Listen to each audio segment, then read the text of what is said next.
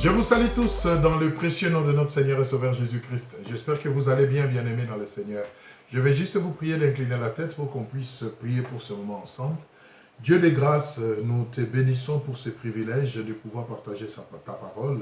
Et nous prions que le Saint-Esprit nous inspire et surtout nous donne l'humilité de dire Amen à ta parole et de l'intégrer, de la digérer et de l'intérioriser, afin que nos vies soient transformées et que nous puissions vivre selon ce que toi tu as prévu pour nous, au nom de Jésus-Christ. Amen. Voilà, bien-aimés, notre enseignement d'aujourd'hui, qui probablement pourra être long et qu'on sera bien obligé de le partager en deux temps, donc en deux parties. Nous pourrons donc aujourd'hui, par la grâce de Dieu, voir une première partie et la prochaine fois, si le Seigneur le permet, nous pourrons voir la deuxième partie au cas où on n'arrivait pas à le terminer. Donc c'est vraiment sous réserve. Alors nous l'intitulons comme suit, l'Église d'aujourd'hui et ses pratiques. L'Église d'aujourd'hui et ses pratiques. Oh oui, je sais que l'intitulé sort un peu de l'ordinaire, l'intitulé est un peu interpellant, mais je crois que ça vaut la peine qu'on puisse se dire certaines choses, bien aimées, et surtout quand c'est le Seigneur qui nous les met à cœur. Donc je prie vraiment avec humilité que nous puissions nous laisser interpeller par le Saint-Esprit parce qu'il sait pourquoi. L'Église d'aujourd'hui et ses pratiques. L'Église aujourd'hui devrait s'arrêter un moment dans sa marche pour considérer toutes les pratiques, n'est-ce pas, qui la caractérisent afin de les examiner minutieusement conformément à la parole de Dieu pour se rendre compte si elles sont vraiment bibliques ou pas. C'est-à-dire, si c'est vraiment ce que la parole de Dieu recommande et si c'est fait tel que la parole exige.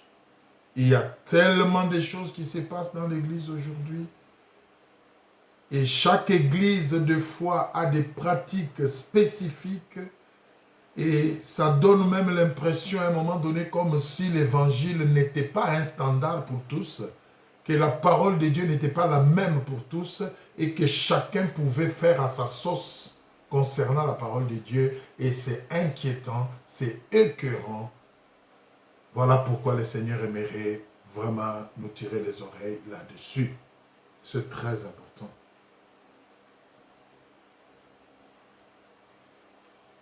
En effet, il s'avère aujourd'hui, bien aimé, que l'Église fait des choses, se réfère à certaines pratiques, tout simplement parce que les uns l'ont fait, ou tout simplement parce que ceux qui nous ont précédés l'ont fait, ou tout simplement parce que nous nous sommes convenus d'un commun accord que nous puissions le faire de cette manière, ou tout simplement parce que nous nous référons à l'expérience des autres, à leurs habitudes ou à leurs usages qui ont été perpétrés dans le temps pendant plusieurs générations. Nul ne se donne la peine de s'interroger, de chercher à vérifier la conformité de ces pratiques par rapport aux Écritures. On les adopte d'office et à son tour, on les pérennise et les communique aux générations qui vont suivre. Et ainsi de suite, les cycles continuent et on se retrouve, passez-moi l'expression, permettez-moi de vous le dire, dans un cycle continu d'hérésie ou de choses qui ne sont plus bibliques. Et ça inquiète.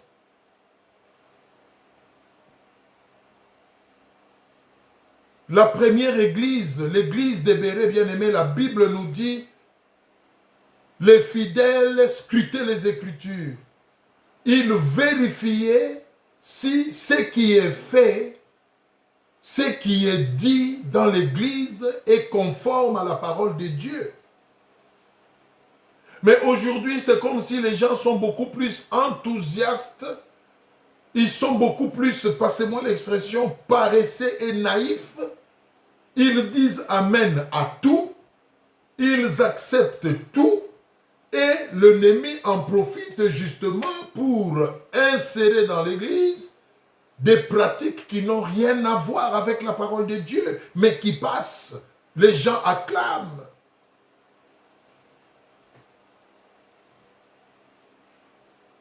Je crois qu'il est temps, bien-aimé, que l'Église puisse s'arrêter, réexaminer les choses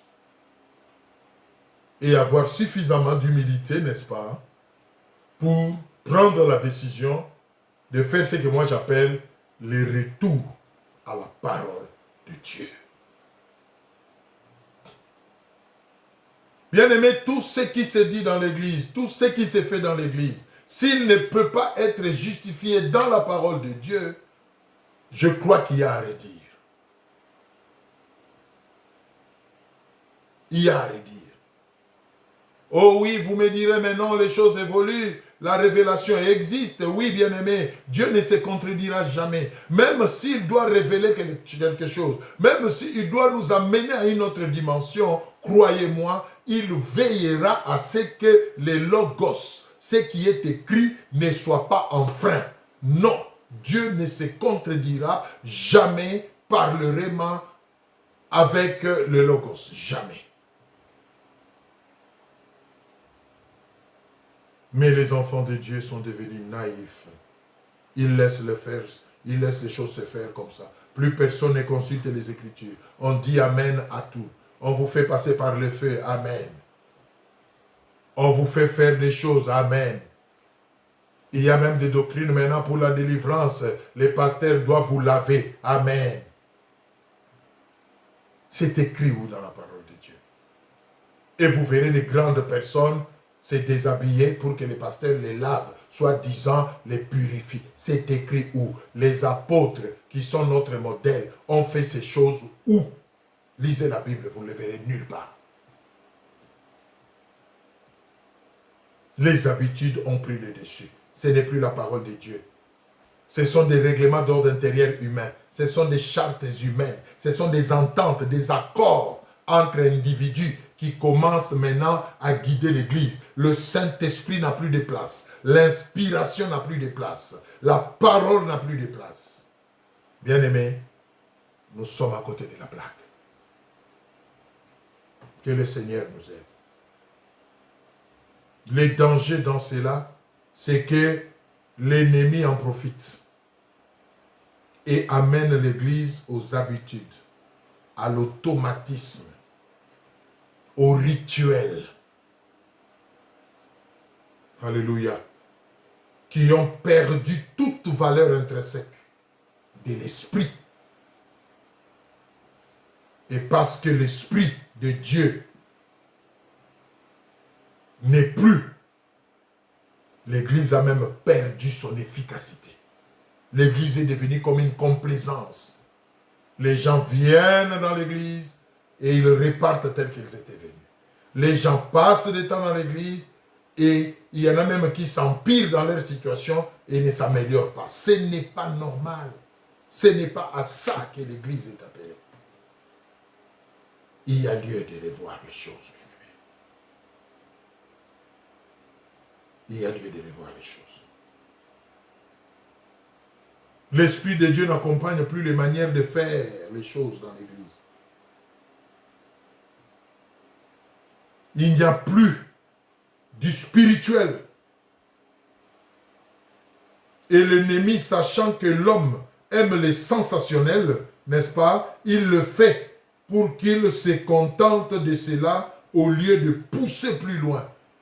C'est le diable qui s'interpose de manière sournoise à l'église, qui commence à inspirer, à guider les choses. Et les gens acclament parce qu'il y a du sensationnel, parce qu'ils sont emportés. Les gens trémoussent dans l'église. Ils sautent, c'est du spectacle, c'est du sensationnel. Mais l'Esprit de Dieu n'y est plus. L'ennemi en profite. Les gens s'agitent dans l'église, en sautant, en tombant. Ils crient, ils parlent en langue, ils prophétisent. Ils prétendent même parler de la part du Seigneur. Mais en réalité, ce n'est pas Dieu qui est derrière tout ce qui s'est fait. Et la preuve en est que le résultat n'est pas probant. L'église n'est plus efficace. Après toutes ces choses, pas d'épanouissement réel, pas de crainte de Dieu, que de spectacles, que de rituels. Bref, du sensationnel. Le diable est capable de faire toutes ces choses, bien-aimés. Ah oui, il est capable de faire toutes ces choses. L'Église aime aujourd'hui les sensationnels. Les gens crient, les gens parlent, les gens tombent, onction, puissance, oui. Mais après toutes ces choses, quelle est la qualité de vie des membres de l'Église? Quel est le résultat? On fait du surplace. Les gens ne s'épanouissent pas en réalité. Ce sont les mêmes personnes qui tombent, qui prophétisent, qui tournent en rond. Mais il n'y a plus d'épanouissement, ce n'est pas normal. Bien aimé, l'église de Dieu, c'est un lieu d'épanouissement. On ne peut pas venir tel qu'on est, on ne peut pas venir à l'église et quitter tel qu'on est venu. Il faut que quelque chose d'original se passe. Et c'est palpable quand l'Esprit de Dieu agit. Mais maintenant, c'est de la complaisance, c'est beaucoup plus du spectacle. Le diable en a profité. Même ses envoyés sont là pour envoûter, pour faire aux gens des choses qui n'ont rien à voir avec la parole de Dieu. Et personne ne s'arrête pour aller scruter les Écritures et voir si cela est conforme. Nous devons revoir les choses.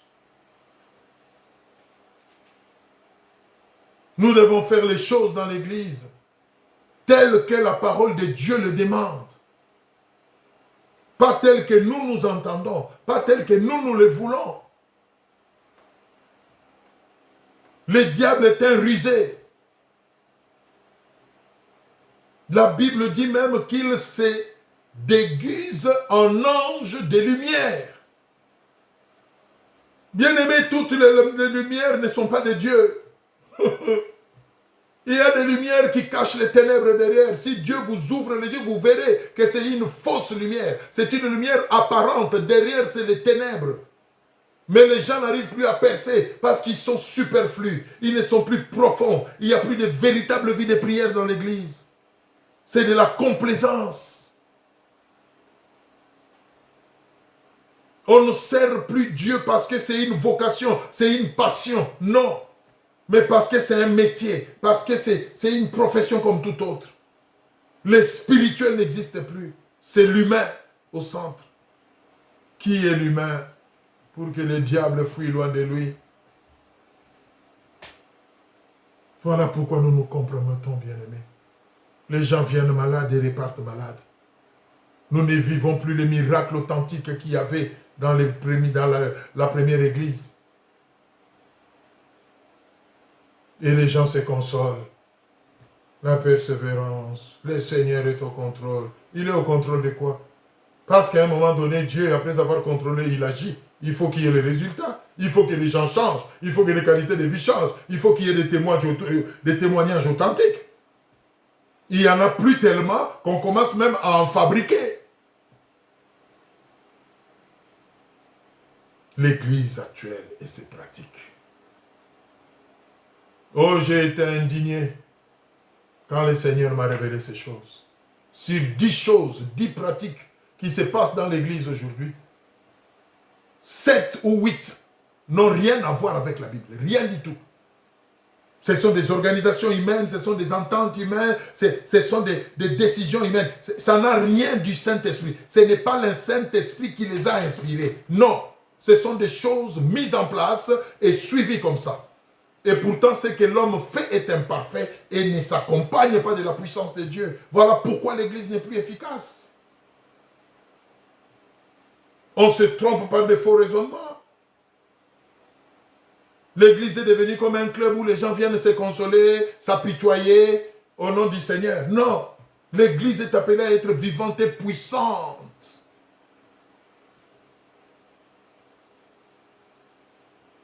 Que Dieu nous aide. Ne nous trompons pas par des faux raisonnements. Le diable rusé, il est capable de créer du sensationnel. Et c'est ce qu'il a fait dans l'Église aujourd'hui. Alléluia, Amen. La puissance est là, Amen. La délivrance, les gens sautent, ils parlent et tout ça.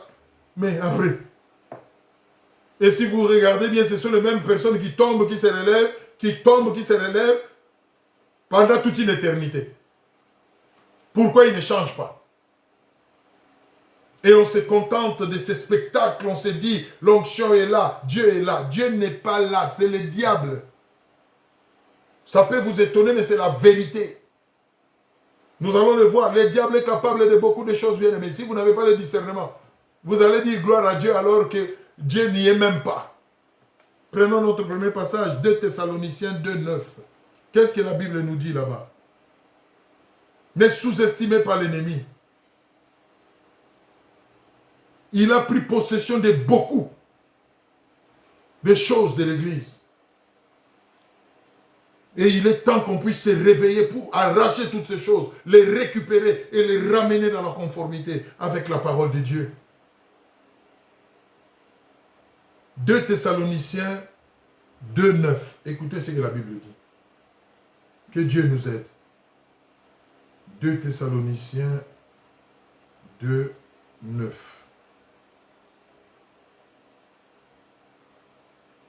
Écoutez ce que la Bible dit.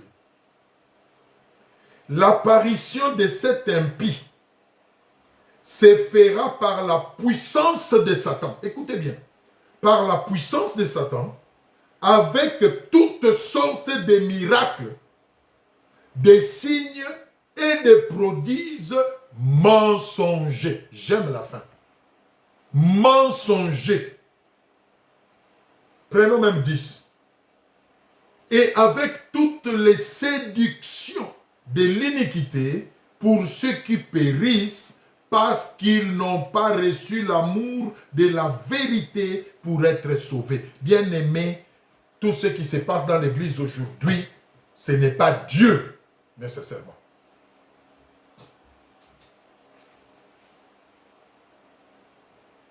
On commence à sortir des poissons fumés du corps des gens. On commence à sortir des serpents dans les dos des gens. Tout ça, vous attribuez à Dieu. C'est le diable qui est derrière. Dieu ne manque pas à faire pour venir s'offrir un spectacle. Dieu ne manque pas à faire pour venir nous donner du sensationnel. Jésus est venu pour donner la vie. Il a dit, je suis venu pour que les brebis aient la vie et la vie en abondance. Et au même moment, il est écrit dans Jean 10, 10 aussi, que l'ennemi, lui, ne vient que pour voler, tuer et détruire. Mais quand il vient voler, quand il vient tuer, quand il vient détruire, il ne vient pas avec une fourche à la main, avec des cornes, avec des dents assorties. Non, on va fuir. Il ne vient pas comme ça. La Bible dit, il se déguise en ange de lumière. Il produit des miracles, il produit des signes, il produit des prodiges, il séduit. Nous venons de les lire, 2 Thessaloniciens 2. C'est écrit. La puissance de Satan avec toutes sortes de miracles, toutes sortes, bien aimés, discernés, des signes et des prodiges, mais mensongers. Et les gens sont emportés dans ça. Mais comment vous saurez que c'est mensonger? Les gens sont emportés dans ça, mais ils ne changent pas. Du 1er janvier au 31 décembre, les mêmes personnes, ils tombent, ils se relèvent, ils crient, ils sautent. C'est devenu des scénarios. L'église est devenue un lieu de spectacle. Mais il n'y a pas de véritable épanouissement. Il n'y a pas de vie. Les gens restent malheureux, les gens restent tristes, les gens restent pauvres, les gens restent malades, les gens restent liés. Mais ils se trompent par de faux raisonnements. Bien-aimés, il est temps que nous puissions revoir toutes les pratiques que nous faisons dans nos églises et les confronter à la parole de Dieu et avoir le courage d'arrêter tout ce qui n'est pas conforme à la parole de Dieu et de bouter dehors l'ennemi. Il a pris trop de place dans l'église. On exalte beaucoup plus l'ennemi que Dieu. On exalte beaucoup plus la chair que Dieu. On exalte beaucoup plus l'homme que le Saint-Esprit. Alléluia. Que Dieu nous aide. Que Dieu nous aide.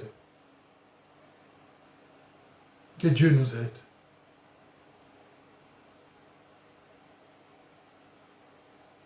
C'est à peine maintenant qu'on parle véritablement. Même la parole en soi n'y est plus. Tout est calqué, tout est taillé sur mesure pour ne pas blesser les gens. Les gens sont susceptibles, il faut les aménager. Il y a même des enseignements qui ont disparu de l'Église. On ne peut plus en parler. Parce qu'on doit obéir à une charte, parce qu'on doit suivre un canevas tracé par les hommes. L'inspiration du Saint-Esprit n'a plus de place.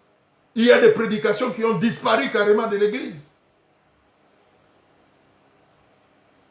Bien-aimés, ne nous trompons pas par des faux raisonnements. Jésus revient bientôt. Il ne faut pas qu'il nous regarde dans les yeux, qu'il nous dise « Je ne vous ai jamais connu. » Oh Seigneur, mais nous avons fait des miracles en ton nom. Je ne vous ai jamais connu.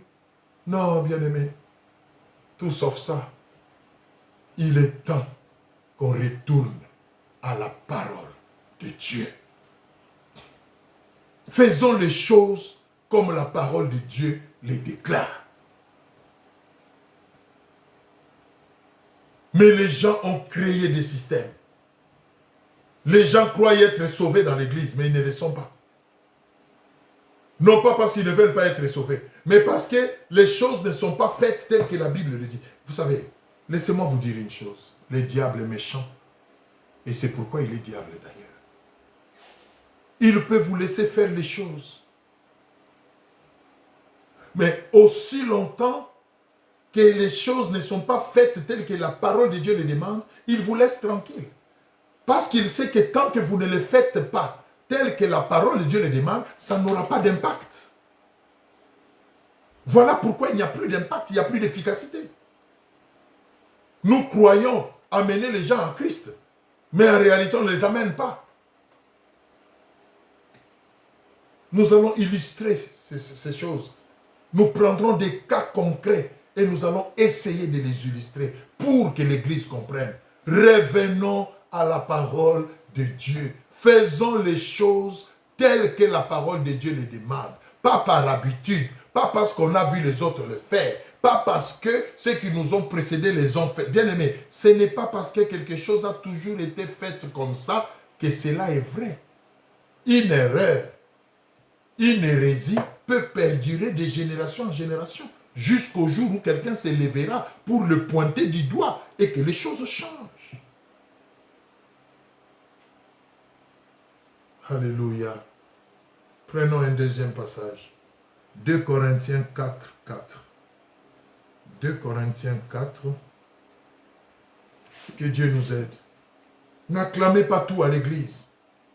Les miracles, les signes, la puissance, il y avait l'onction. Vérifiez si c'est Dieu qui est derrière. Le diable est derrière beaucoup de choses. 2 Corinthiens 4, 4. Écoutez ce que la Bible dit. 2 Corinthiens 4, 4. Que Dieu nous aide. 2 Corinthiens 4, 4.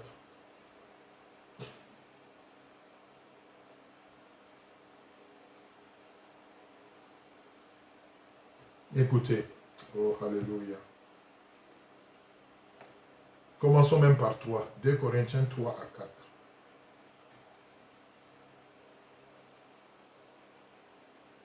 Si notre évangile est encore voilé, il est voilé pour ceux qui périssent. pour les incrédules, dont les dieux de ce siècle, écoutez, dont les dieux de ce siècle a aveuglé l'intelligence, afin qu'ils ne vissent pas briller la splendeur de l'évangile de la gloire de Christ, qui est l'image de Dieu. Le Dieu de ce siècle a aveuglé l'intelligence de beaucoup de gens, et fort malheureusement même de beaucoup qui prétendent servir Dieu. Ils ont l'intelligence aveuglée. Ils font faire des choses aux gens, pas poussés par le Saint-Esprit, mais poussés par le Dieu de ce siècle. Et les gens sont naïfs, ils le suivent aveuglément, ils ne veulent plus rentrer dans la parole comme les chrétiens de Béret pour aller vérifier. On dit amen à tout, on acclame tout, prêchez-nous, alléluia. Non, on ne dit pas alléluia à tout. On ne dit pas amen à n'importe quoi, bien-aimé. Amen signifie ainsi soit-il. Avant de sortir ton amen, sois sûr que ce qui t'est dit là est biblique. Alléluia. Il y a un Dieu de ce siècle qui a pour mission d'aveugler l'intelligence. Les gens ne se rendent même pas compte qu'ils ne s'épanouissent pas dans l'église. 5 ans, 10 ans, 15 ans dans l'église, toujours les mêmes. Tu deviens rabbi, tu ne changes pas. C'est Christ qui est rabbi. Toi, tu dois changer. Toi, tu dois t'épanouir.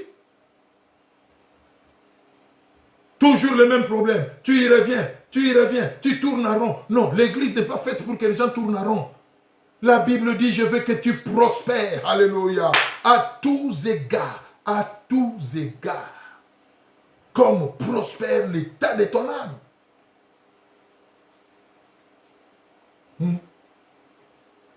Oh Seigneur, aide-nous.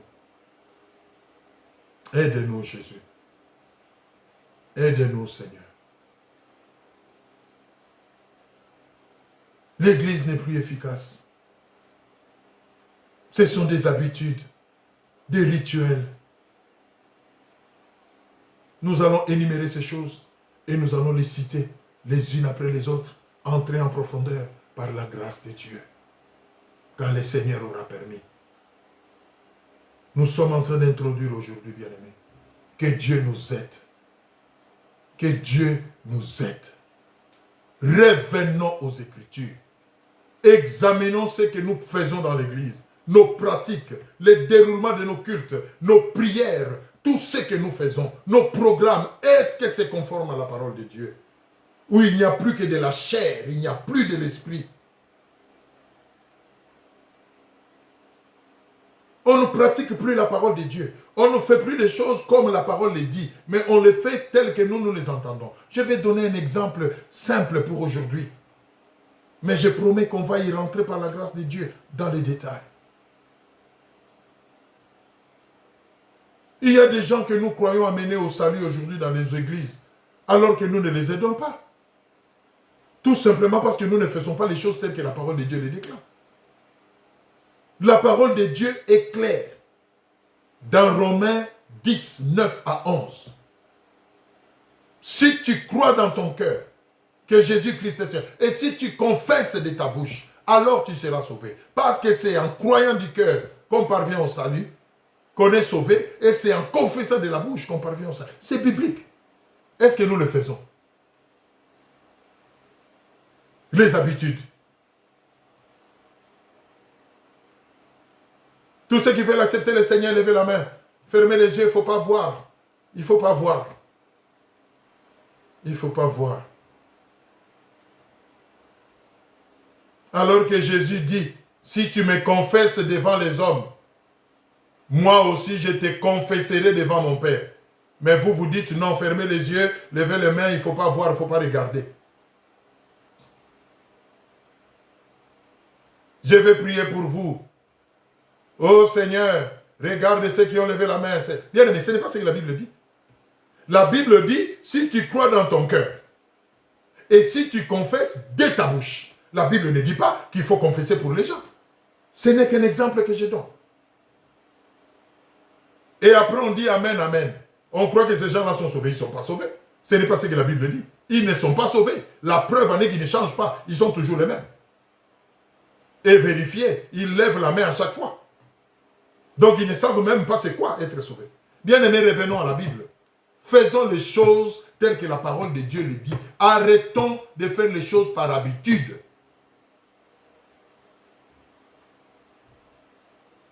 Je peux confesser pour quelqu'un dans le cadre d'intercession ou d'évangélisation s'il est dans une situation qui ne lui permet pas de confesser. Quelqu'un qui est malade, alité, qui n'arrive plus à parler. Quelqu'un qui est dans les comas, qui peut répondre par des gestes. Je peux confesser de ma bouche pour son compte. Mais pas quelqu'un à qui Dieu a donné la force qui est debout et qui désire d'ailleurs lui-même confesser. Mais que toi, tu lui fais faire n'importe quoi. Ce n'était qu'un exemple et une parenthèse, je la ferme. Mais retenons, bien aimés, que la plupart des pratiques que nous faisons maintenant dans nos églises n'ont rien à voir avec ce que Dieu demande. Et cela nous fait perdre en efficacité. Et ces pratiques sont nombreuses. Nous allons terminer notre introduction en les énumérant seulement. Et par la grâce de Dieu, la prochaine fois, nous allons commencer à les décortiquer les unes après les autres. Ces pratiques sont nombreuses. Et nous en parlerons à tour de rôle selon que le Seigneur nous inspirera au fur et à mesure. Et nous citons ici à titre d'exemple certaines de ces pratiques. Nous venons de le dire par exemple. Les saluts. Comment parvenir au salut? Est-ce que c'est ce que l'Église fait? Non. Nous citons la Sainte Seine. C'est quoi la Sainte Seine? Est-ce que la façon dont nous célébrons la Sainte Seine aujourd'hui dans nos églises, c'est ce que la Bible dit? Est-ce que nous comprenons même l'essence de la Sainte Seine? La Sainte Seine, c'est sacré. La Sainte Seine, c'est un moment solennel, bien-aimé. La Sainte Seine a une portée spirituelle extraordinaire. Mais regardez comment on a banalisé la Sainte Seine dans nos églises aujourd'hui. Même les gens qui célèbrent la Sainte Seine, il y en a qui ne savent même pas c'est quoi. Parce qu'on le prend comme ça, à pied levé, viens servir la Sainte Seine. Il ne sait même pas c'est quoi la Sainte Seine. La Sainte Seine est sacrée. La Sainte Seine a une portée spirituelle très, très, très importante. Nous devons enseigner les gens sur la Sainte Seine. Ils doivent comprendre c'est quoi. Ils ne doivent pas prendre le corps de Christ et le sang de Christ comme une formalité. Ils doivent savoir qu'est-ce que ça leur apporte dans la vie. Et même ceux qui servent à la table du Seigneur doivent comprendre ce qu'ils font. Est-ce que c'est ce que nous faisons dans l'église? Non. Et le diable nous laisse faire. Parce qu'il sait que ce n'est pas efficace. Oh bien-aimé, j'ai vu les gens être guéris par la Sainte Seine. J'ai vu les gens être délivrés par la Sainte Seine. Quand elle est faite dans sa juste valeur, bien-aimé spirituelle, des choses se passent. C'est un moment solennel pour l'église. C'est un moment où le Seigneur se manifeste puissamment. Parce qu'au fait, nous nous souvenons de ce qu'il a fait pour nous racheter. Mais la Sainte Seine est devenue superficielle.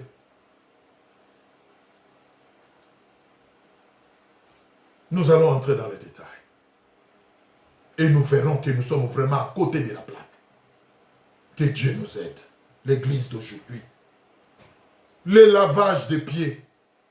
Le lavage des pieds que Jésus a fait. Jésus a fait deux choses avant d'aller à la croix.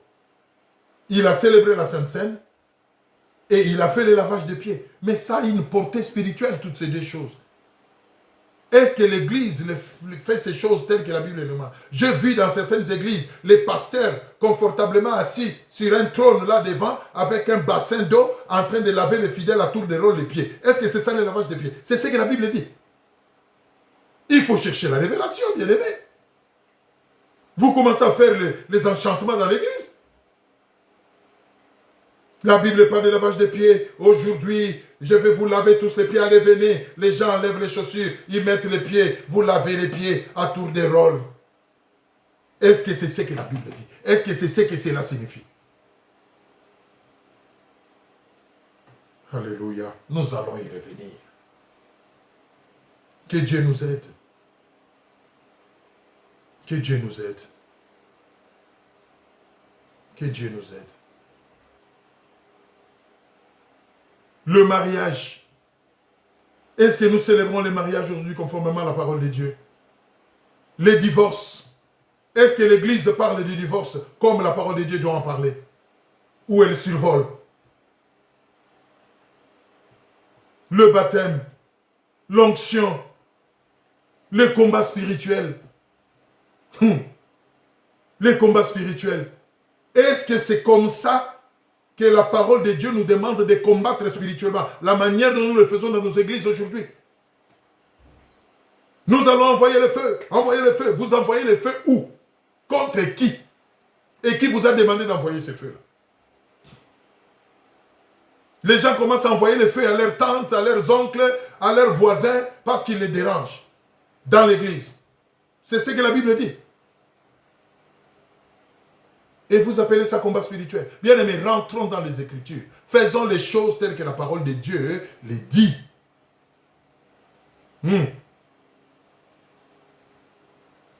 C'est très important. Combat spirituel. Nous allons nous lever. Allez, que chacun prenne son arme. Et vous prenez le fusil. Chargez le fusil. Vous chargez. Allez, commencez à tirer. Ta, ta, ta, ta, ta, ta. Satan, nous t'extérieur. Bien aimé, c'est écrit où dans la Bible? Du spectacle, du sensationnel. Ce n'est pas biblique. C'est une perte de temps. Et depuis que vous avez pris le fusil, vous avez commencé à tirer Satan. Il est déjà mort. Vous continuez à être pauvre, vous continuez à être malade, vous continuez à être ridicule. Arrêtez-vous, bien-aimés. Ayez l'Esprit de Dieu. Revenez aux Écritures. Arrêtons le spectacle dans nos églises. L'église est devenue un lieu de scénario. Chacun fait à sa sauce.